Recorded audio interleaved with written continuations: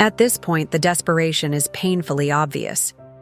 Unrivaled is on life support, barely hanging on, and instead of addressing the core issues, they're back to doing what they've been doing for months, begging Caitlin Clark to rescue them. It's like watching someone struggle in deep water, refusing to grab a life raft, just hoping, against all odds, that Clark will swoop in and save them. Leading the charge is none other than Napheesa Collier, once again publicly throwing out open invitations. She's out here saying how Clark could still join Unrivaled in the future, claiming there's always a place for her, and all they can do is show her what they have in the hope that she'll decide to join. Intro 2. You guys offer her a bag to come join you guys? Yeah, well, I feel like it's just so crazy because the growth that Caitlin has brought to the game, the sheer amount of money that she's making these teams, people are having to move their venues for when she comes to play, and she's getting paid like $75,000 a year. So definitely we want to be a part of that change, and that's what we're doing. We're obviously, I think she deserves that. I think she should be one of the top players in the world just for the sheer numbers that she's bringing. So I think that's something that needs to change, and that's what we're trying to do. At this point, it's hard to ignore the desperation.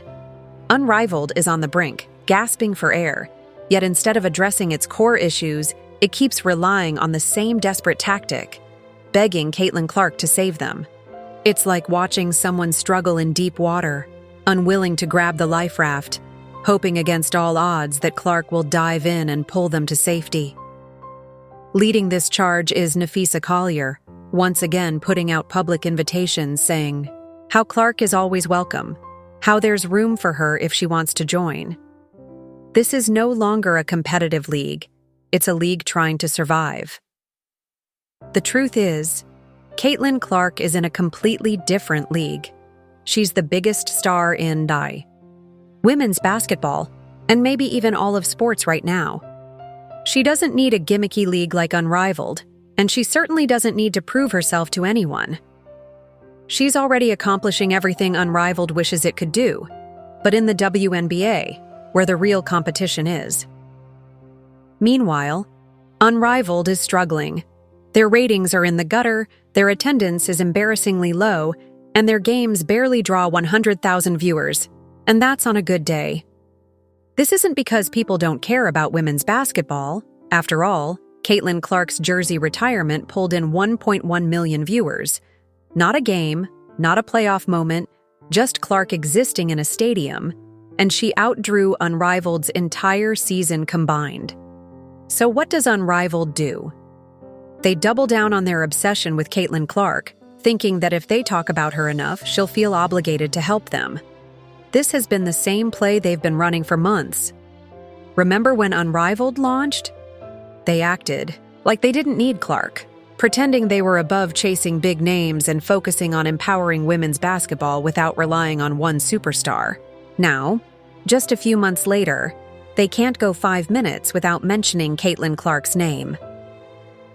Napheesa Collier, one of the league's co-founders, is out here in interviews talking about how Clark always has a spot, how they hope she'll join, how they have room for her.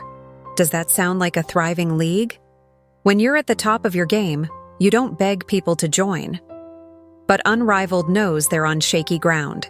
Their business model is crumbling, and they're desperately hoping for a miracle.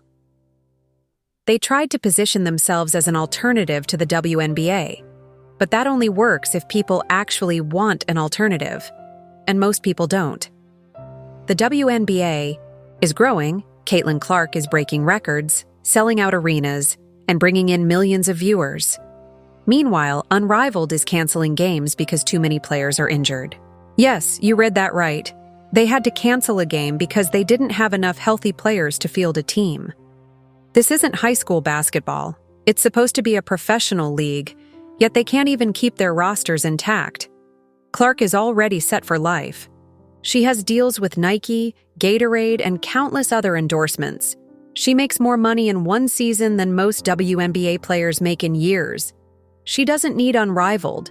Unrivaled needs her. And that's the part Collier and the rest of them refuse to admit. Without Clark, they're a struggling league with no mainstream attention, no real TV ratings, and no reason for fans to care. And they know it. That's why Collier is still out here talking about Clark like she's got one foot in the door. It's like she's trying to plant the idea that Clark might feel some obligation to throw them a lifeline. But let's be honest, Clark isn't dumb. She sees Unrivaled's struggles. She sees their ratings flopping, their injuries piling up. Why would she risk her career in a league that can't even fill its rosters? Clark isn't in it for clout.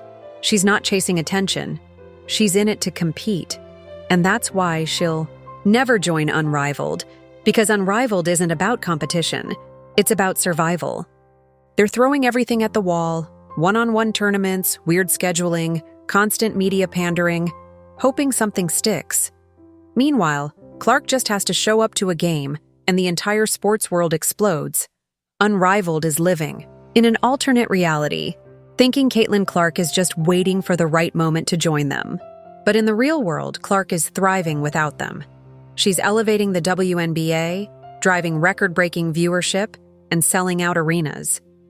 She doesn't need Unrivaled to be a superstar. She already is one.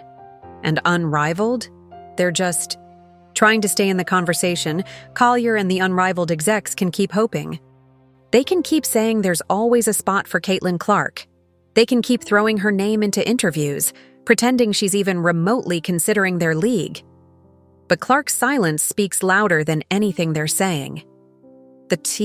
Truth is, she's moved on, and Unrivaled is still stuck chasing a dream that will never come true. Now, let's take a closer look at the bigger issues behind Unri.